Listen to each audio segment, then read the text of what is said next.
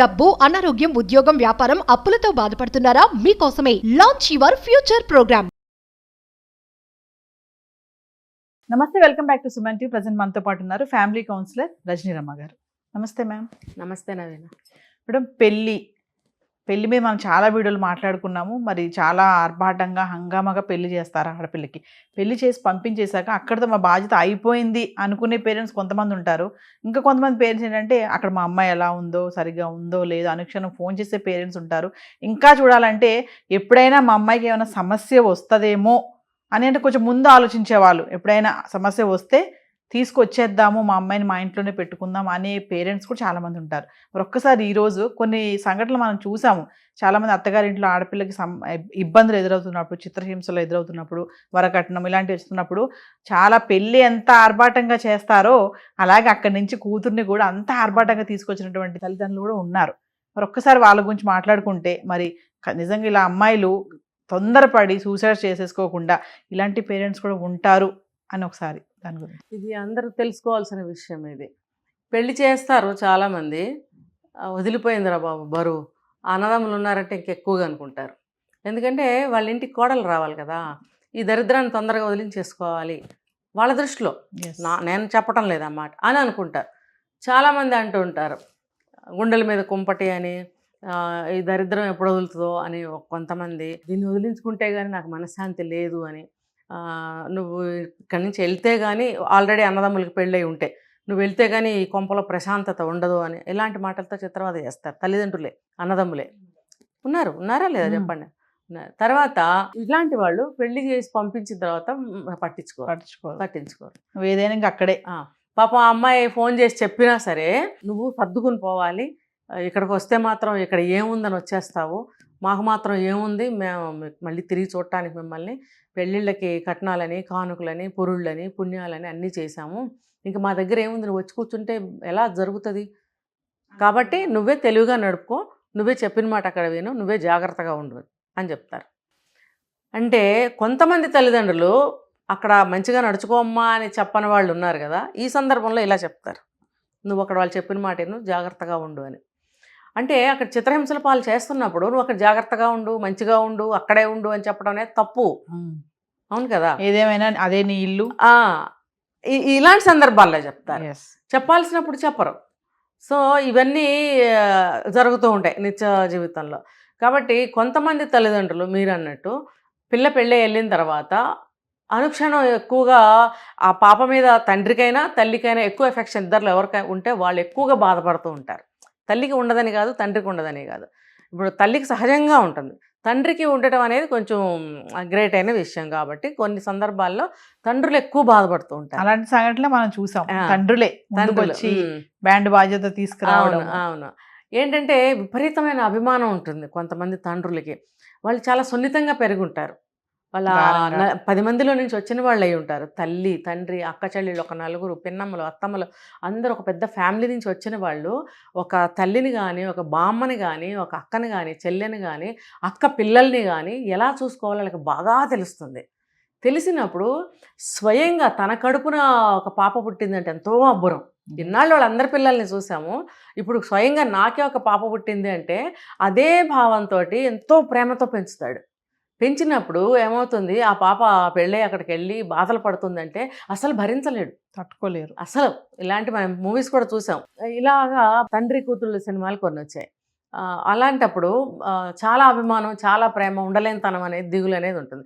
తల్లి అనేది స్వతహాగా ఆవిడ బాధపడుతూనే ఉంటుంది.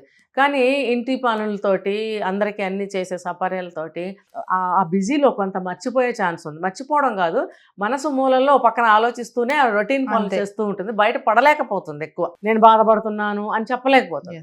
జెంట్స్ అంటే కొంచెం ఏదైనా తేడా వస్తే దిగులు పడుతుంటారు. మళ్ళీ కాఫీ కప్పులు వెళ్తుంటాయి, భోజనం పళ్ళాలు వెళ్తుంటాయి.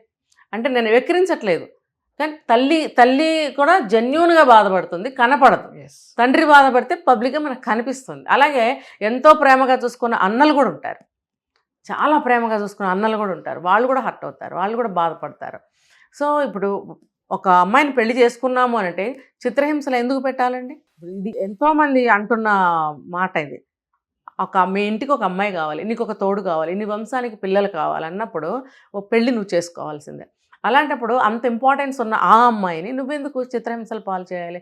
నీ వంశాన్ని నిలబెట్టడానికి నీ ఇంటినంతా కూడా అడాప్ట్ చేసుకుని మిమ్మల్ని అందరినీ బాగా చూసుకోవాలని మీరు గ్రేట్ ఎక్స్పెక్టేషన్స్తో ఒక మ్యారేజ్ చేసుకున్నప్పుడు, బిఫోర్ దట్ అమ్మాయిలు ఎన్నో క్వాలిటీస్ మీరు చూసి మరీ చేసుకున్నప్పుడు, మరి అంత మంచి అమ్మాయిని మీరు చేసుకుంటున్నప్పుడు ఇంకా మీకు కట్నం దేనికి? ఆ అమ్మాయిని చదివించడానికి కూడా Yes. చాలా ఖర్చు అయి ఉంటుంది కదా, నగలు పెట్టడానికి అవుతుంది, పెళ్లి ఖర్చులు అవుతాయి, అవన్నీ సాధారణంగా అమ్మాయి తరఫు వాళ్ళే చేస్తూ ఉంటారు. అలాంటప్పుడు మీరు ఇంకా ఎక్స్ట్రా కట్నాలు కావాలని, అది కావాలని, ఇది కావాలని కొట్టడాలు, తిట్టడాలు, చంపడాలు, కొట్టి పుట్టింటికి పంపించడాలు, ఇవన్నీ దేనికి చేస్తున్నారు?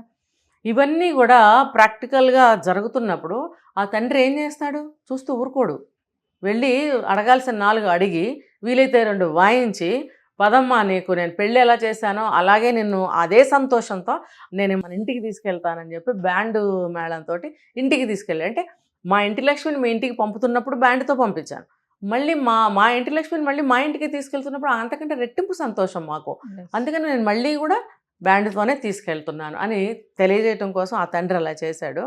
కానీ ఇక్కడ వీళ్ళు ఏం నష్టపోతున్నారు అబ్బాయి గల వాళ్ళు, అది కూడా తెలుసుకోవాలి. కానీ కొంతమంది అమ్మాయిలు తొందరపడి అక్కడ ఏదో చిన్నపాటి ఇబ్బంది వస్తే వెంటనే సూసైడ్స్ వరకు వెళ్ళిపోయిన సందర్భాలు.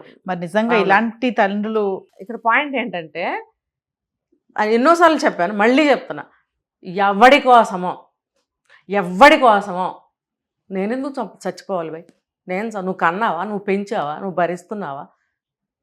ఇక్కడ అండర్లైన్ చేసుకోండి, భరిస్తున్నావా? భరిస్తున్న వాడివైతే ఈ సిచ్యువేషన్ ఎందుకు వచ్చింది ఇప్పుడు ఇవాళ? నువ్వు భరించటం లేదు నన్ను, అప్పుడు నీకోసం నేనెందుకు చచ్చిపోవాలి? నన్ను కన్నది, పెంచింది, నేను లేకపోతే ఉండలేని వాళ్ళు. నువ్వు బతికినా చచ్చినా బాధపడేది, సంతోషించేది వాళ్ళు.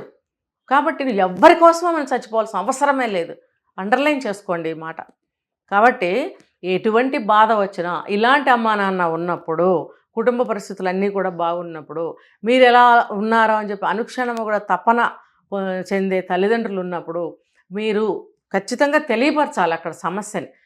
అలా లేకపోయినా సరే సిచ్యువేషను ఇంటిమేట్ చేయటం అనేది మీ ప్రథమ కర్తవ్యం.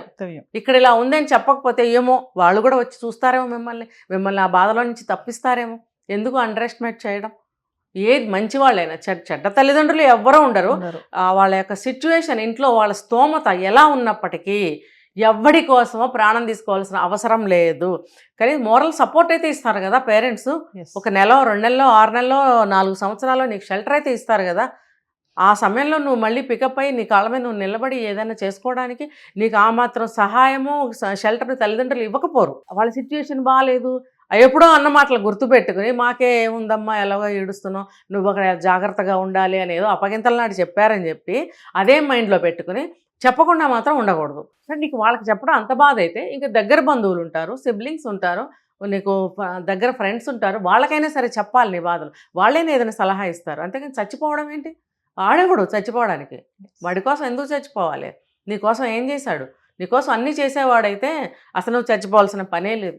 నీకోసం ప్రాణం పెట్టేవాడైతే నువ్వు కూడా అతని కోసం ప్రాణం పెట్టచ్చు ఏదో ఒక సందర్భంలో. ఇక్కడ అది లేనప్పుడు ఎవరి కోసమో మనం పెట్టాల్సిన అవసరం లేదు. నేను ఎప్పుడు చెప్తా, ఒక 2 రూపాయలో 3 రూపాయలో పెట్టి ఇంత పసుపుతాడు కొనుక్కొచ్చి మెళ్ళ కట్టేస్తే నీకు హక్కులు వచ్చేవు. నీకు బాధ్యత ఉన్నప్పుడు నీకు హక్కులు వస్తే లేకపోతే లేదు. ముందు నువ్వు బాధ్యత చూపించు. నువ్వు బాధ్యత వహించినాడు నీకేమైనా కొద్దంత హక్కు అనేది వస్తుంది కదా. నువ్వు ఇది చేయనప్పుడు నీకు హక్కు ఎలా వస్తుంది? ఇంత పసుపుతాడు తీసుకొచ్చి కడితే నీకు ఏ హక్కులు తల్లిదండ్రులు రాసిచ్చారా? దేవుడు రాసిచ్చాడా? పంతులు రాసిచ్చాడా? పెళ్లి చేయించిన పురోహితుడు రాసిచ్చాడా? ఎవరు రాసిచ్చాడు? నీకు సిగ్గులేదా? నువ్వు ఇంత కట్నం ఉల్టా తీసుకుని నువ్వు మళ్ళీ అమ్మాయిని చిత్రహింసలు పెట్టడం అనేది సిగ్గుపడాలి. నీకేమైనా రుణం ఉన్నారా? అచ్చున్నారా? వాళ్ళు డబ్బు ఎందుకు ఇస్తారు? అమ్మాయికి నగలని, నాణ్యాలని, సామాన్లని, అవ్వని ఇవ్వని, చదువులు, సంస్కారం ఇన్ని నేర్పించిన తర్వాత నీకు ఇంత కట్ట తీసుకొచ్చి డబ్బులు ఇవ్వాలా? దేనికి? అంటే నువ్వు అమ్ముడుపోతున్నట్టే కదా. అక్కడ నిన్ను కొనుక్కున్నప్పుడు నువ్వు పడి ఉండాలి మరి అక్కడ, అవునా కదా?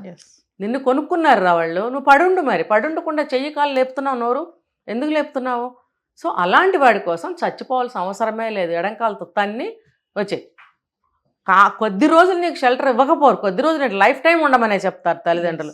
కానీ నువ్వు అన్నట్టు సిచ్యువేషన్ అక్కడ వాళ్ళకి బాగోలేనప్పుడు నువ్వు కొంతకాలం ఆ హెల్ప్ని తీసుకుని నువ్వు బయటకు వెళ్ళగలగాలి. వెళ్ళి నువ్వు హాయిగా బ్రతుకు, నీకు కోరుకున్న బట్టలు వేసుకో, నువ్వు కోరుకున్న తిండి తిను, నువ్వు చక్కగా ప్రశాంతంగా ఒకడి యొక్క ఒత్తిళ్ళు ఏ హెరాస్మెంట్ అయితే, ఏ బాధ అయితే మనసు మీద అండి ఇనప పాదం పెట్టినట్టు నొక్కుతున్నట్టు చాలా బాధ అనిపిస్తుంది. అదంతా నీకు ఉండదు. హాయిగా బ్రతుకు, బట్ నిజాయితీగా బ్రతుకు, ఒక మంచి మార్గంలో బ్రతుకు, చెడు త్రోవలోకి మాత్రం వెళ్ళకు. ఇదే నేను ఇచ్చే సందేశం. Thank you.